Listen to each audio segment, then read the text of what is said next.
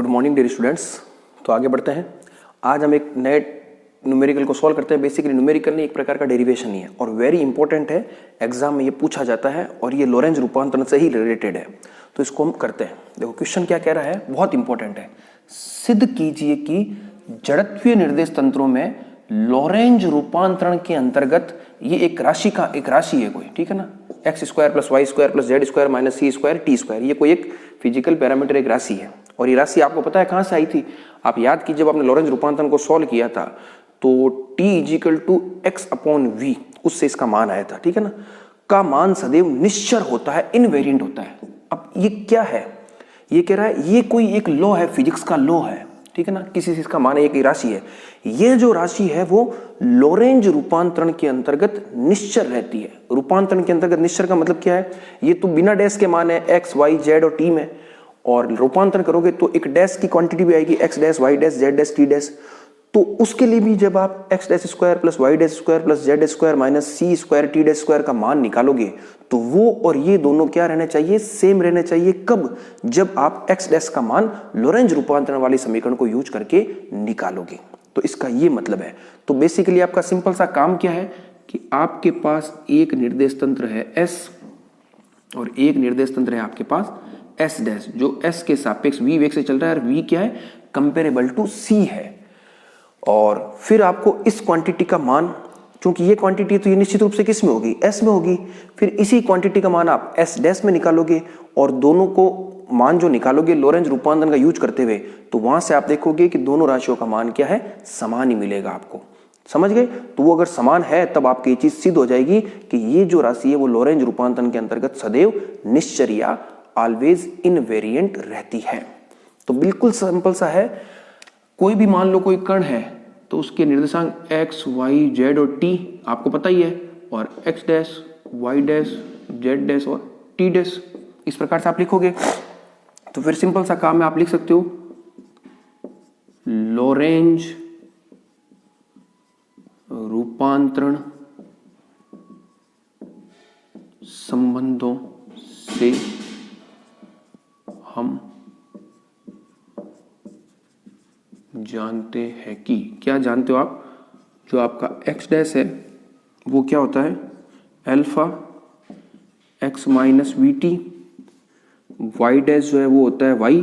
यहां पर हम ये मान के चल रहे हैं, आप यहां नीचे लाइन लिख दीजिए कि यहां पर जो s डैश है वो प्लस x दिशा में s के सापेक्ष गतिशील है। आप ये लाइन लिख दीजिएगा यहां पर। ये जो v है ना, ये क्या है? s डैश का वेग है s के सापेक्ष, और ये वेग किस दिशा में है? प्लस x दिशा में है, ठीक ना। तभी हम ये इस प्रकार से लिख पाएंगे z dash equal to z और t dash equal to alpha t minus V X upon C square, जहां alpha equal to 1 minus we square upon C square. तो ये क्या है? आपके मान आ गए। किसके मान आ गए? लॉरेंज रूपांतरण के अंतर्गत x dash, Y dash, Z dash और टी डैश। अब आपको ये पूछा है कि ये जो राशि है, ये राशि क्या रहती है? इनवेरिएंट रहेगी। तो मैं क्या करूंगा, ये x dash, Y dash, Z dash और टी डैश, इन सब का यूज करते हुए यहां से मान निकालूंगा, तो मुझे आराम से पता चल जाएगा किस प्रकार से मुझे इसको सॉल्व करना है, ठीक है। तो चलो आगे बढ़ते हैं। तो मैं क्या करूंगा, अब देखिए, आप यहां लिख दीजिए एक लाइन ताकि और क्लियर हो जाए। हमें सिद्ध करना है कि, आपको क्या सिद्ध करना है इस क्वेश्चन से? इसे सिद्ध करना है कि x dash square plus Y dash square plus Z dash square minus C square T dash square equal to x square plus Y square plus Z square minus C square T square. ये आपको सिद्ध करना है। क्यों?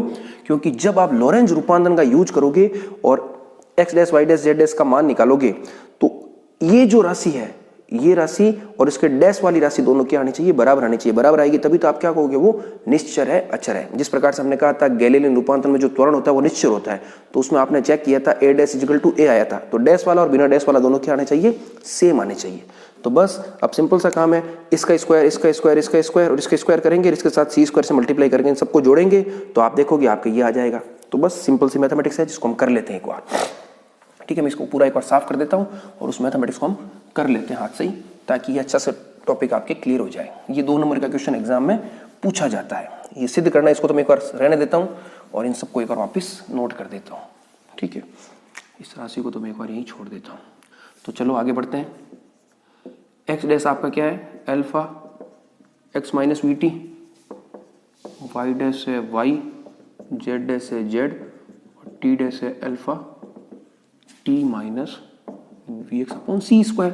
तो चलो X dash square plus Y dash square plus Z dash square minus सी square T dash square, इस राशि का मान निकालते हैं। तो देखिए alpha square x square plus we square T square minus 2vx into T plus Y square plus Z square plus minus C square alpha square T square plus we square x square C square minus 2vx t upon C square. ये मैंने बिल्कुल square करके solve कर दिया, बिल्कुल simple mathematics है। ठीक है, तो आप देखिए सबसे पहले मैं एक काम कर रहा हूँ, एक्स स्क्वायर यहाँ भी है एक्स स्क्वायर यहाँ भी है, तो कुछ चीज़ों को मैं कॉमन कर लेता हूँ। एक्स स्क्वायर कॉमन कर लिया तो यहाँ पर तो अल्फा स्क्वायर, और यहाँ से आपको मिलेगा, देखो ये सी स्क्वायर से सी स्क्वायर कैंसिल हो जाएगा और बचेगा आपके minus alpha square v square. ठीक है, बिल्कुल सिंपल सा आ गया। फिर y square as it is, z square as it is. फिर मैं एक बार क्या काम करता हूँ, टी स्क्वायर वाले पद को एक साथ लिख देता हूँ। ये टी स्क्वायर यहाँ भी है और टी स्क्वायर यहाँ भी है, तो चलिए ये t square as it is रख दिया। यहाँ पर टी स्क्वायर के साथ क्या है, अल्फा स्क्वायर वी स्क्वायर है, और वहाँ पर क्या आपके माइनस सी स्क्वायर अल्फा स्क्वायर। ठीक है, फिर एक पद ये बच गया, ये पद क्या है, देखो minus 2vx T alpha square, इधर भी क्या है माइनस 2vx टी और टी अल्फा स्क्वायर और सी स्क्वायर से कैंसिल, तो ये वाला पद और ये वाला पद तो कैंसिल हो जाएंगे, आप देख लीजिए खुद। Minus 2vx T alpha square सी स्क्वायर तो कैंसिल हो गया, ये माइनस माइनस प्लस, उधर तो है माइनस इधर है प्लस, और अल्फा स्क्वायर 2vx टी, तो ये पूरे पद कैंसिल हो गए, तो केवल यही पद बचे। तो अब देखिए एक्स स्क्वायर, अब इसमें क्या आ गया 1 माइनस सी स्क्वायर अल्फा स्क्वायर आपके क्या आ गया, कॉमन आ गया। ठीक है, और एक चीज शायद आपने गलती कर दी, ये C4 था यहाँ पर, ठीक है ना, वहां से चेक कीजिए।